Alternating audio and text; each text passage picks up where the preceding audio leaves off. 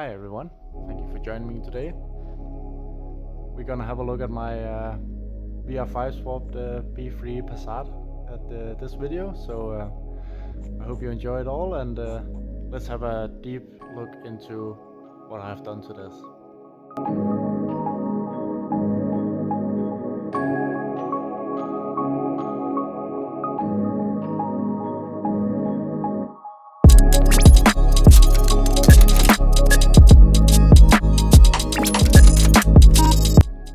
So, starting from the front, down at the bottom we have center front lip on the B3 Passat bumper.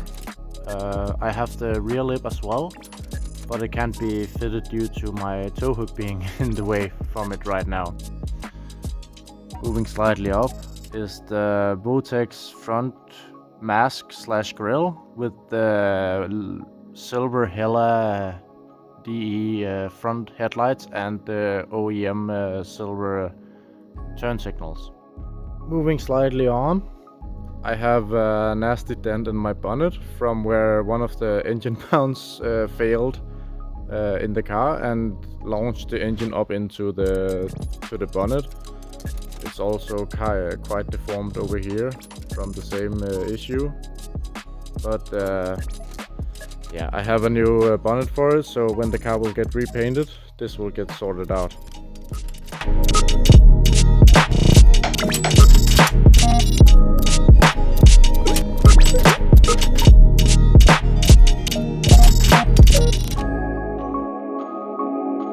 And again, moving on from the exterior mods, we have an original Bunrath center wiper setup on this car. These are new old stock Climair, whatever they're called, wind wipers for the front windows. At the rear I have the Tresa smoked taillights along with a US plate insert. I have a Finnish writing of the new Passat variant, which is kind of a funny joke that I had with some of the Finnish people I've met. Above this, center rear spoiler. The brake light is slightly damaged on it, but since my car is not required to have third brake light, I'm gonna smooth this out before paint. And I have a friend who brought me a silver Passat GT emblem for the car. As mentioned earlier, this is the center rear lip that is not fitting because of the tow hook. It has a cutout for exhaust, which fits nicely with my Fredrix Motorsport full stainless exhaust system on this car.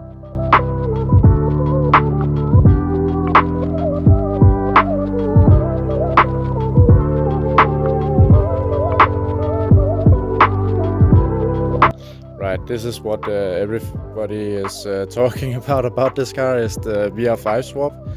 This is a 20 valve VR5 from a 2003 VW Bora. These were the upgraded VR5s that is similar to the 24 valve VR6s that everybody knows.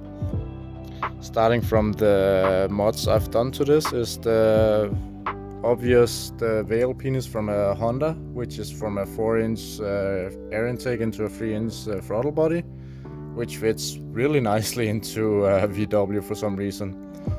Along those lines is the PCB has been deleted and fitted with a small crankcase ventilation filter instead. Next thing is the variable intake runner has been deleted or blocked off.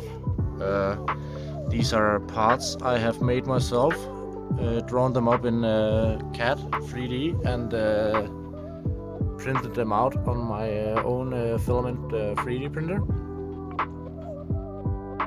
Along those lines are deleted the combi valve from Bartek, which allows the heater core to be connected directly to the head of the engine, and the secondary heater hose has been deleted of the secondary water pump, and that goes directly into aluminum thermostat housing from Eurowise in the US.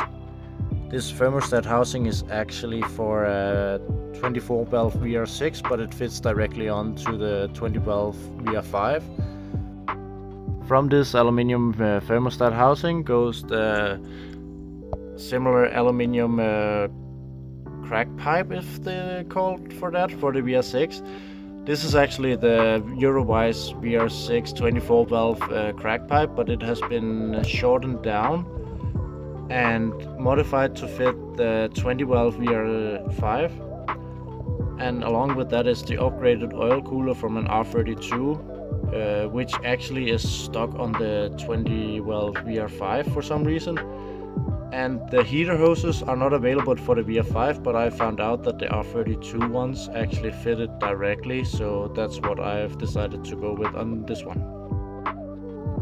And while we're down here, the last few things that is worth mentioning is the front engine mount from Epitech.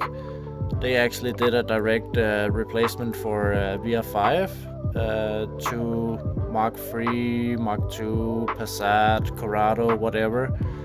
So that engine mount is actually off the shelf. Over here is the upgraded alternator, which is a 120 amp one, just because I was replacing the alternator anyway, so I wanted an upgrade.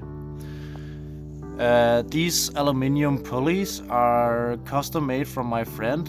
I drew up the original ones and he machined them out in aluminum instead, so they have been lightened up and they work absolutely flawlessly.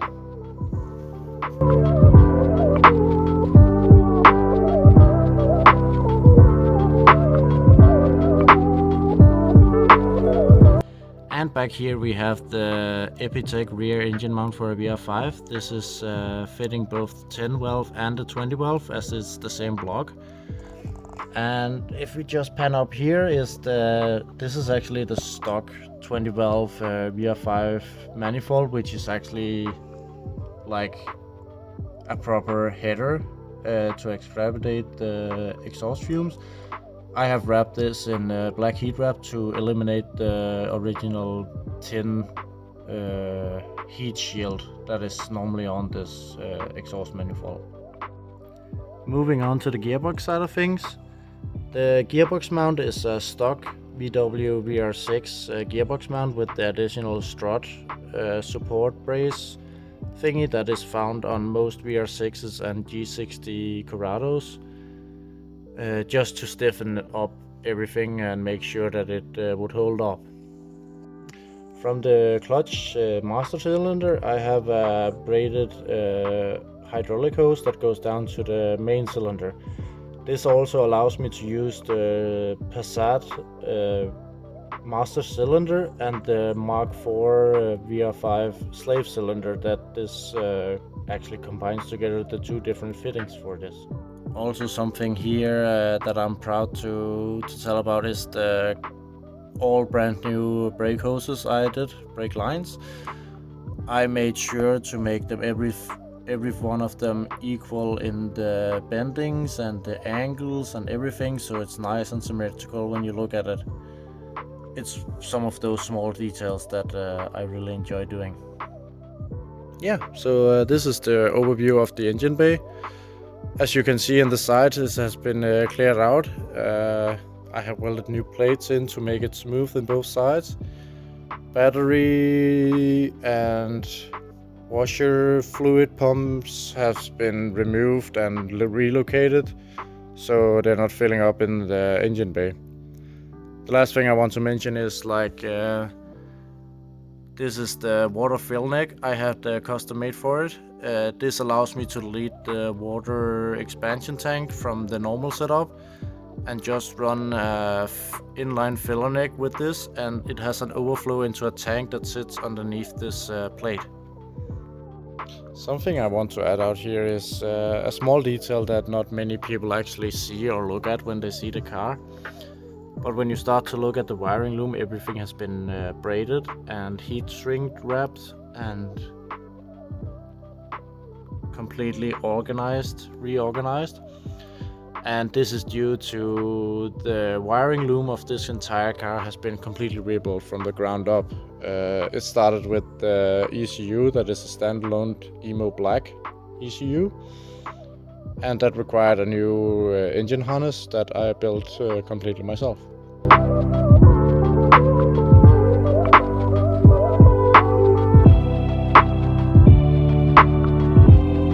Moving on to the inside of the Passat, it was original as CL, so it had no optional extras kind of at all, and I have added it all from a VR6 shell that I bought many years ago. Starting with the seats, these are leather VR6 seats all the way around with the original B3 leather door cards. A lot of you Passat nerds know that the B3 and the B4's door cards are not the same, and these are the harder to get B3 leather ones.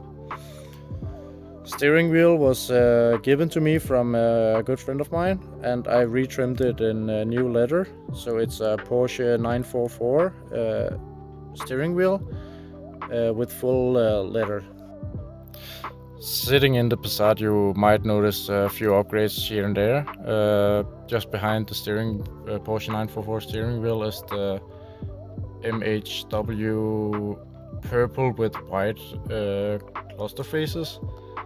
I have also modded the LCD screens to be inverted, so when the light turns on, it's actually the numbers that light up and not the background of them.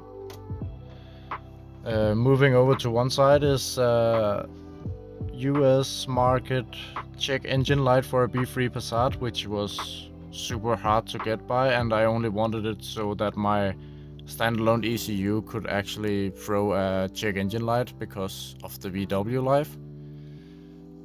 Moving to the center, I have heated seats from the VR6 Passat and a Gamma Mark IV radio, and this is the stock climate control and a Fisher CD case holder that was given to me from another friend who actually gave me the whole center console along with the very sought after Passat B3 and B4 cup holders. Just underneath the dashboard is the B3 and B4 US market knee bolsters.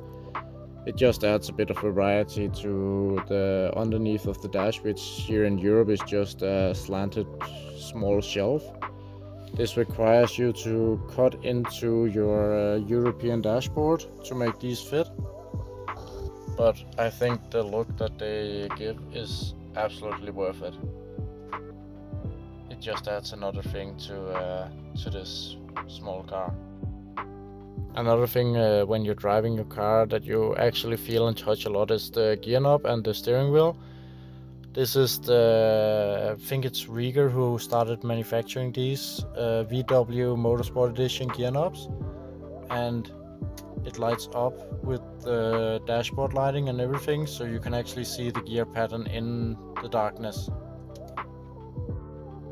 As mentioned before, these are the leather VR6 B3 Passat door cards with the active sound system in them.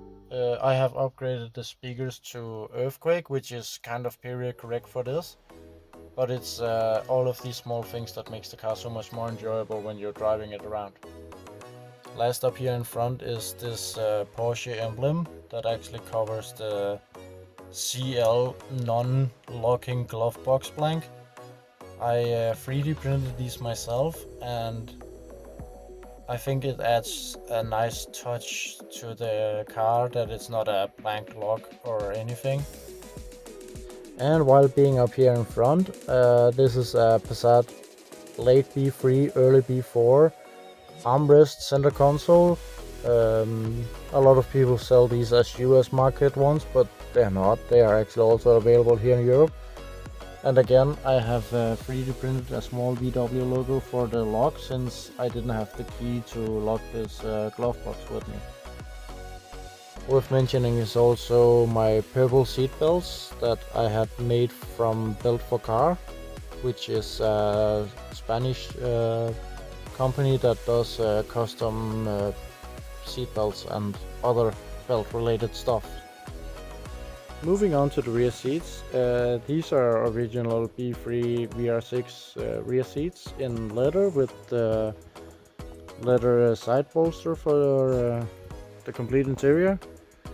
And if we watch out for Andrea, we also have the armrest in the car, all OEM, and again with the purple seat belts from Belt from Car.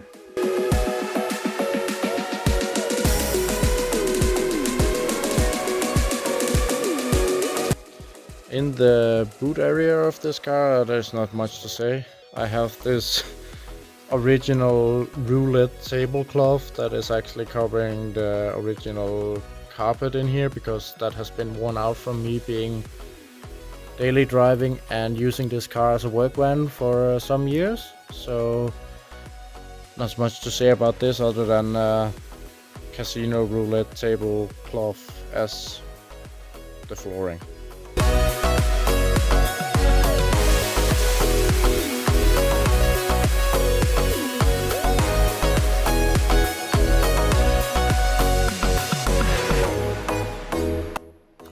And now I put the car up on the lift so we can have a look at what is going on underneath this car.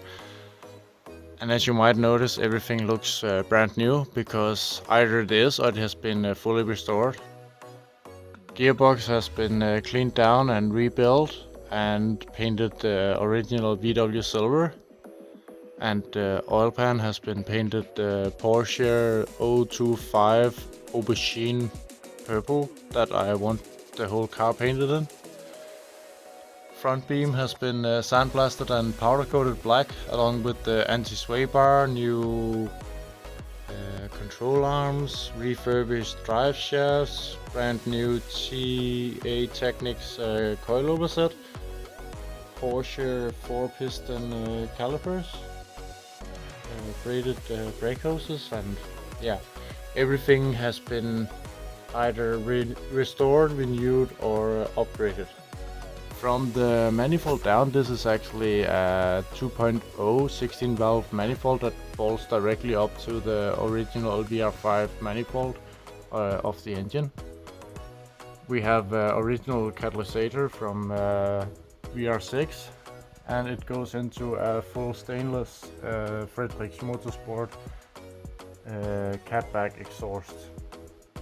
And moving on to the rear, we have the continuation of the stainless steel exhaust that goes all the way into two-tip. And we can also see the TA Technics coilovers, which is the ones I've just put on until I found the air ride I want for this car. Rear beam has been sandblasted and powder coated. And if we move over to the brakes, these are original VR6 brakes that has been refurbished and painted also in the Porsche Aubergine purple. And every nut and bolt and bracket in here has been redone, retouched, upgraded, whatever. Even the straps for the tank are new stainless steel ones from Germany, which is also a nice upgrade because the old ones was really rusted out.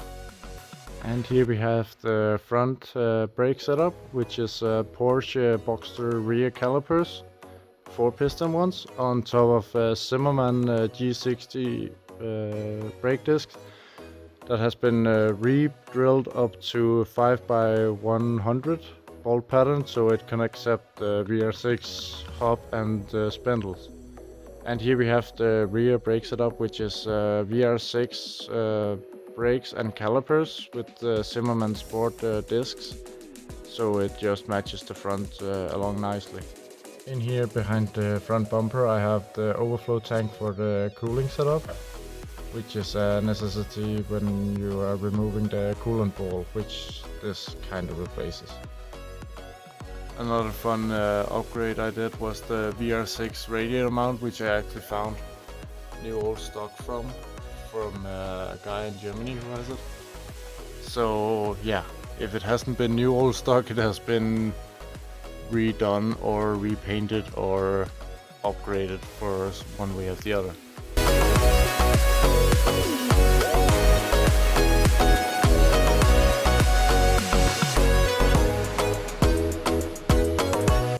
Another small luxury item I have added is underneath here is the Passat B4 air filter that fits directly onto a B3 Passat, which replaces the small screen mesh that you normally get and actually lets you install a proper air cabin filter.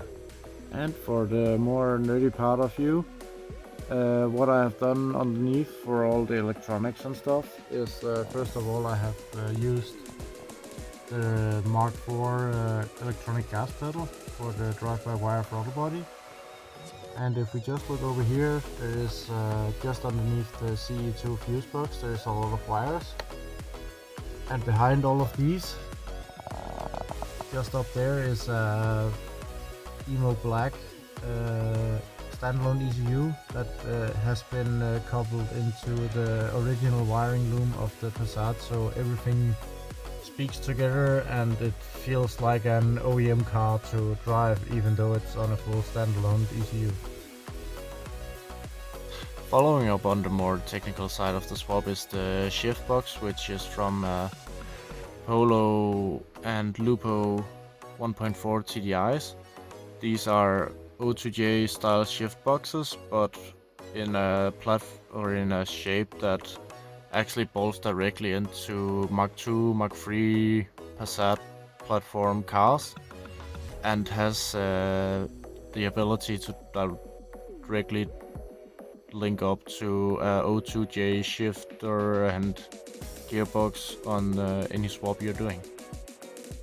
And here is the relocation of the battery, put into a battery tray I made myself, and allows me to hook up the battery in the trunk and have it covered by the original Passat plates that covers for the spare wheel well.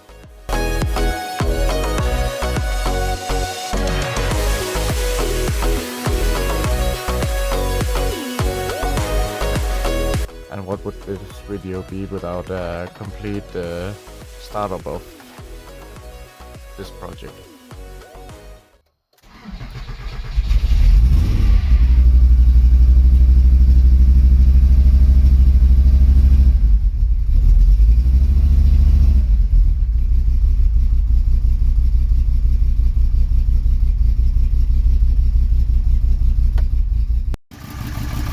As you might can hear, it's running a bit rough. I had it tuned up before I knew that the VVT system of the engine wasn't working correctly.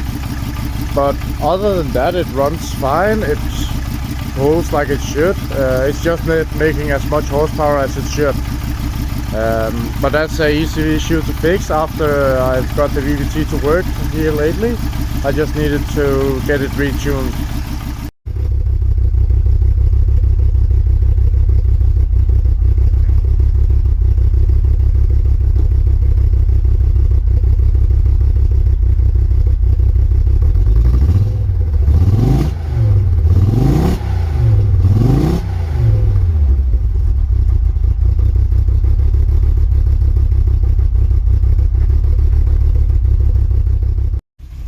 One of the big parts of this project is that all of the gauges are actually working as they should. Like when you sit into this car, it feels like a normal B3 Passat,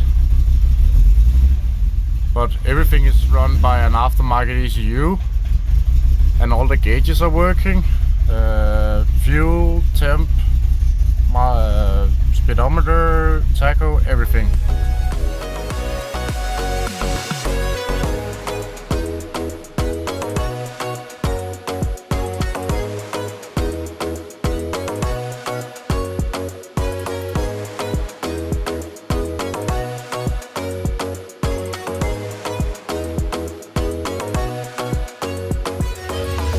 So yeah, this was a walkthrough of the VR5 Swap Passat I've built.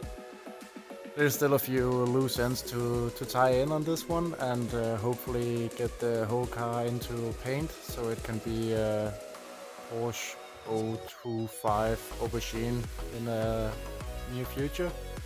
But yeah, thank you for watching, and please like and subscribe if you enjoyed this kind of video. I have a few more cars and projects I want to go through like this, so Stay tuned for more.